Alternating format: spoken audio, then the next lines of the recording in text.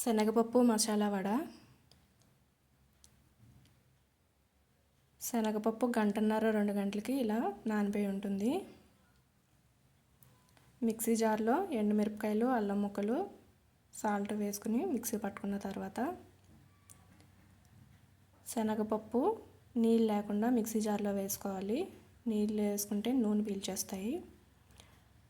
ఇలా గట్టిగా వస్తుంది. దాంట్లో ఉల్లిపాయ ముక్కలు, జీలకర్ర, కొత్తిమీర, కరివేపాకు ముక్కలు వేసుకుని బాగా కలుపుకోవాలి. నూనె బాగా వేడైన తర్వాత వడలన్నీ వేసుకోవాలి.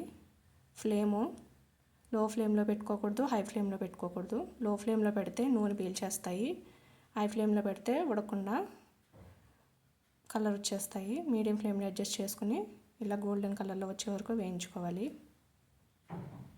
Tasty masala vada ready. నా వీడియో నచ్చినట్లయితే లైక్ చేయండి, షేర్ చేయండి, సబ్స్క్రైబ్ చేసుకోండి. Thank you.